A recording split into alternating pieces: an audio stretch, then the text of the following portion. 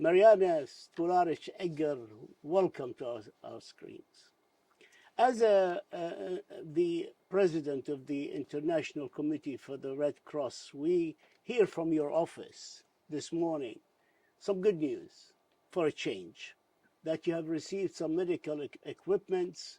And what I wanted to ask you to tell us more about these equipments, and also when will the hospitals, which are desperately in need of these equipment, will receive them?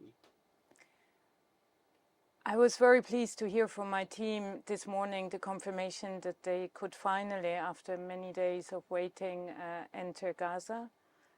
What we brought in was medical equipment for hospitals, so-called war-wounded kits. We have delivered 9 kits for the hospitals. Each kit can treat between 1,000 and several thousand wounded, depending on the gravity of the wounds and the number of surgeries that are required in such situations. We send a medical team, a team of surgeons, but we also send experts on water purification with the material. But, you know, as happy as I am, having been able to welcome the team there, it's very little in comparison to what is needed. And we have to wait for long periods before we can enter and before we can deliver. We need a steady flow of humanitarian assistance into Gaza. Can you describe the situation in more details for us and our millions of our viewers?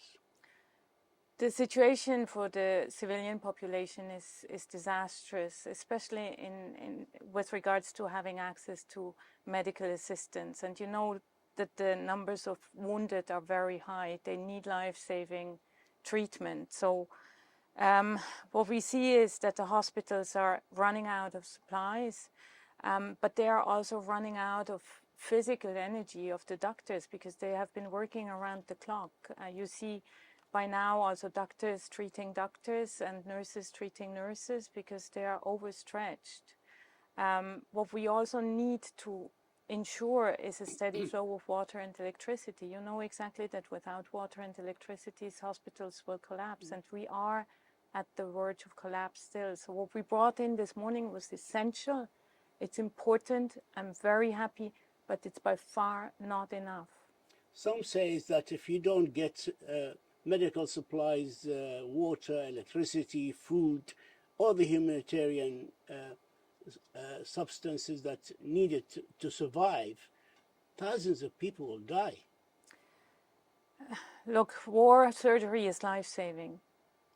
All of these measures are saving people's lives. That's why we at the ICRC always say hospitals have to be protected and supported and adequately equipped at all times.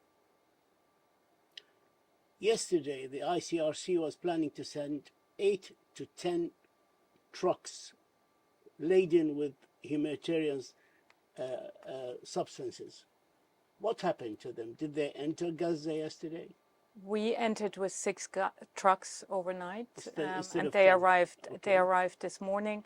We are in constant conversation with all the relevant parties to ensure that we can have, in the near future, a steady flow of trucks going in with the necessary equipment, but also with the necessary goods. People need a lot of things. They need water, electricity, but they also need food, they need medicine, they need shelter. And they need fuel. Why isn't fuel coming in? Because generators, electricity, everything, transportation of humanitarian assistance, you need fuel. Why isn't fuel entering? We have been able to, with our standing resources that we had in Gaza, we have been able to deliver small amounts of fuel to the hospitals. But that's not enough. Now we need more resources to come in. Our way of delivery is small amounts. We ensure, by delivering it ourselves to trusted counterparts, we ensure that the fuel is exclusively used for humanitarian needs in the hospital, for what the hospital needs to do in order to have the generators operating, for the incubators, for a lot of installations that are necessary to be running all the time. So we hope that more resources will be available for us to deliver that assistance directly to the beneficiaries, because this is how we work. The Israeli army spokespersons are worried, they say, about these humanitarian assistance reaching Hamas. How can you prevent them or convince them that they're not? They're going to the ordinary citizens and civilians. Look, the ICRC works in 100 situations of armed conflict, and many of these situations are very complex, very difficult to operate in. We have established mechanisms to ensure our donors, our constituencies, that we are delivering this assistance directly, that it's not being diverted, and that it's purely used for humanitarian aid. A few minutes ago, the Israeli army spokesperson was on television screens claiming that Hamas is using hospitals like the Shifa hospitals in Gaza. And he was showing maps and claiming that they are hiding weapons and they hide their personnel there. Do you have any information to support the claim of the Israeli spokesperson? Look, the ICRC is a purely neutral humanitarian organization, so we insist that hospitals need to be protected because there are civilians seeking shelter in the hospitals, because there are people treated. There's life-saving activity going on. We have to do our utmost to ensure that they remain safe so that the people can be treated. But did your staff, who are neutral for sure, see any activities that support the claim of the Israeli army? We will never be in a position to substantiate any claims, and this is not something that you can rely on us doing. We insist on providing humanitarian assistance. So you neither can deny or confirm such reports? Okay. I'd like to go to the compliance with the international humanitarian law and also the human rights laws. The United Nations Secretary General Antonio Guterres and many others call for the including the United States of America, call for the compliance by the Israeli military machine with the rule of law, i.e. the international humanitarian law, etc. According to the ICRC, is Israel now complying with international humanitarian law? We were, as of the first hour, in close contact with all the parties, and we remind them consistently of what their obligations are and how they can implement their obligations. Are they? We continue to discuss this with both sides, but these conversations are always confidential. We don't reveal in public, never, what we discuss with the relevant parties to conflict. This is our modus operandi. I'll tell you something which is not confidential, and it's obvious for us to say, and I'm taking it from the mouth of the spokesperson of the Israeli army. They asked people to evacuate. They gave them rules and orders to evacuate their homes in northern Gaza. Now, and move. And at the same time, they showed them humanitarian corridors they can go safely to the south, and yet they bombed these corridors. Many are saying this is a flagrant violation of the international humanitarian laws, and some even go to the saying that it tantamount to war crimes.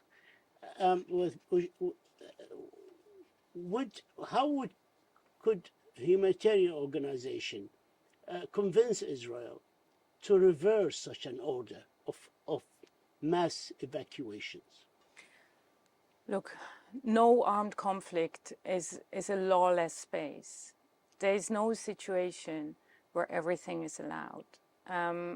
Because the Geneva Conventions, international humanitarian law, were codified and ratified by all states in the world to respect a certain minimum of rules. Now, evacuations per se are not against international humanitarian law. You can evacuate in order to ensure the safety of the civilian population, which is your obligation. But it should be voluntary. But it is voluntary. It should be voluntary. It is voluntary, and while these evacuations happen, The people evacuated must at all times be protected, but they also need adequate access to food and water. So and shelter. This and shelter, and this has to be ensured. So evacuations don't free the party ordering the evacuation of their legal obligations under IHR. Was the ICRC ordered also to evacuate from northern Gaza? We relocated a number of our staff, but we've remained present in different locations in Gaza. In northern Gaza? Including in northern Gaza. So you have staff in the We have roughly now, with the new team in, 130 people in Gaza, and they are based in different locations. How many you have in the north? It's not many. I mean, of course, we don't cluster our colleagues in one place for safety and security reasons. The release of the hostages, you have helped facilitate the hostage release by transporting them from Gaza to Israel. How this operation came about? The ICRC doesn't negotiate hostage releases. This is not our role, but what we do is we work with both sides in order to, once the agreement is reached that a hostage will be released, that this release happens. So we implement the release, we meet the hostages, we take them from one party, ensure the transport to the other side, and make sure that they can be reunited with their families and can be brought to a place where they are in safety. Are you in the process now of getting ready to transport more hostages to be released? We are always ready to facilitate this work. We have been ready and on standby since the first hour, and we also reached out to all sides, whoever can have an influence, to reassure everyone that we will continue to do what is within our means to not only support the release of the hostages, but also to be able to access them and ascertain, that they are held in adequate conditions. Do you have adequate information about the hostages that you can pass to their families to allay their fears that they are safe, they are well treated? When we get access to detainees or to hostages, not always. No, we don't always have access. We also don't always have access to detainees. But when we get access, this gives us the opportunity to inform the families directly of the fate of their relatives. You are mandated to play a neutral intermediary role and work with the parties to facilitate such agreements. Has it been possible to communicate with any party in this war? We are communicating with all parties at all times. Including Hamas? Including Hamas, yes. We have been talking, dialoguing with Hamas for decades. We have been in Gaza for decades. This confidence has been built, not overnight, but over a long period of time. And each side knows that they can trust our confidentiality and they can trust the way we work, because it's purely humanitarian. UNRWA is the main arm of the United Nations for delivering the humanitarian aid in Gaza, and they are going to be in the driving seat to do that with the help of organizations such as yours, ICRC. How is the cooperation and the coordination between ICRC and UNRWA? We, of course, are present in the same locations as our UNRWA colleagues, and at all levels we exchange information. We also are aware of what each side is doing and capable of doing. The difference between the ICRC and UNRWA is that UNRWA is part of the UN system. It's a UN entity. We are completely independent. We are a non-politically governed institution, so we do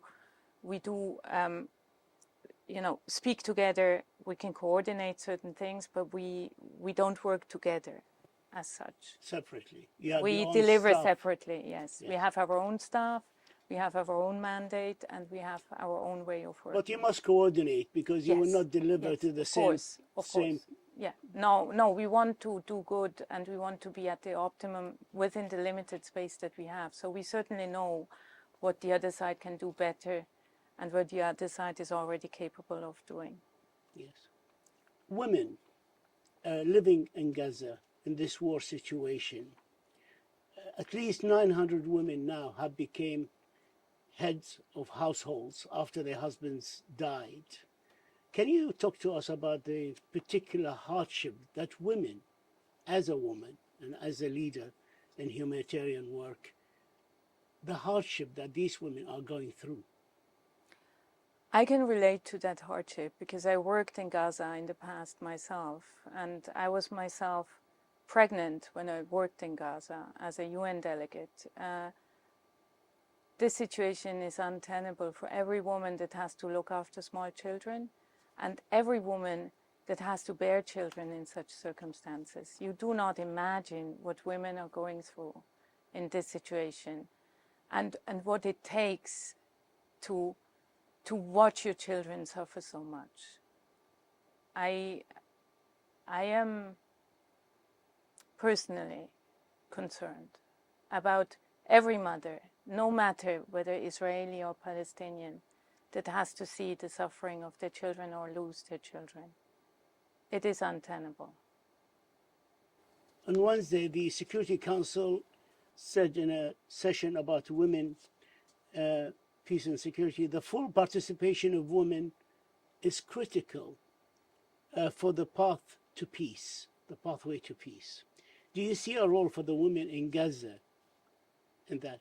Yes, I mean, there's a role for women everywhere because they bear the burden equally with men of an armed conflict. They have different needs, as I briefed the Security Council, and they have to be at the table at any moment when there is political conversations, because we need to take into account that half of the Gazan population are children and half of the Gazan population are women and girls.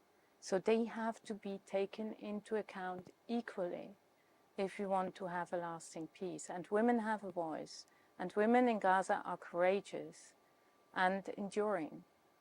They have an opinion.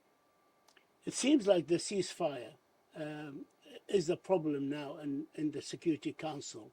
There's one side that's asking for an immediate, verifiable, lasting ceasefire, and another side which doesn't want any ceasefire, want the war to continue, maybe with some humanitarian pauses, but not a truce or a ceasefire as such. Can you, as an organization for humanitarian aid, carry your work efficiently with the bombing still going, or with a truce that is, we don't know even the limitation, time limitation of these truces? That means you can deliver the food and assistance to civilians, and then somebody will come and bomb them after your delivery. Is it sustainable to do humanitarian work in the conditions where there's no ceasefire?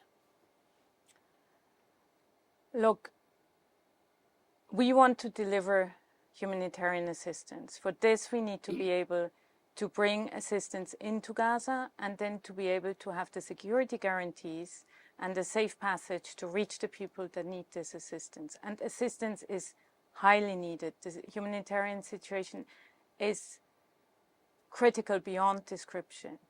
We will not engage in conversations about language. Whatever it takes to allow us to reach the people will be good for us. But this is not language I'm using. This is... Whether it's a pause or a ceasefire or a truce, whatever allows us to bring assistance to the people in need, we will be grateful for it. Fine, but there is a big difference between a pause where you allows you to deliver the aid and the assistance that you want to deliver to the needy people, and a ceasefire that will ensure that they will not be bombed after they're being fed. Huge difference. Civilians should never be bombed. They are But they protected. are being bombed. They are protected under international humanitarian Yes, law. all in theory. Under no circumstances will we justify the bombing of civilians. But this is all in theory, this lip service of repeating the IHL. I mean, I'm not speaking about you saying it, but in the Security Council they speak about the IHL, where the countries who does speak about IHL and human rights are the one who are aiding and abetting the bombing of Gaza and insisting that it will not stop the war. You can't feed with one hand and then start bombing in the other hand. That's what I'm trying to reach. Look, IHL, international humanitarian law, was designed to prevent a victory at all cost. Armed violence comes with rules. These rules were put down and ratified to prevent unnecessary civilian loss. They must be respected. Avoidable civilian loss. They have to be respected. IHL is not a question of statements. IHL is a question of implementation. If international humanitarian law is not operationalized on the ground, it remains words. I just want to remind everybody with what the Secretary General Antonio Guterres has said, that even war has rules. Time is catching up with us. I'd like to ask you one last question about your organization and the financial situation you were facing, and maybe still facing, a very enormous financial challenges that led you to lay down some staff, etc., etc. How does the current crisis affect your organization performance and effectiveness? And are you getting more help financially from donor countries to deal with the current crisis in Gaza? Look, we see generous contributions now for the situation in the Middle East and especially in Gaza. This is very welcome and needed. We need resources because we are under financial constraints. But it is our experience that every conflict, once it drops off the radar screen and is superseded by another conflict, doesn't receive the same levels of funding. Now, we call on all states to give us funding to sustain all our operations because we need to be everywhere at the same time. We cannot just focus on Gaza and, forget about the Horn of Africa, forget about the situation in Afghanistan or in Yemen. We have to be in Ukraine as well. So we call on states not to forget that we operate in so many situations of conflict. We would do what we can in Gaza, but continue to give us the resources to meet the humanitarian needs where they arise. And our financial situation will depend on the largest possible number of states, whoever can give us financial means to do so. Mrijama Spoljaric, President of the International Committee for the Red Cross, we thank you for this exclusive, and we thank you for your insight and for your help to the people of Gaza and everywhere else in the world. Thank you so much. Thank you. Thank you.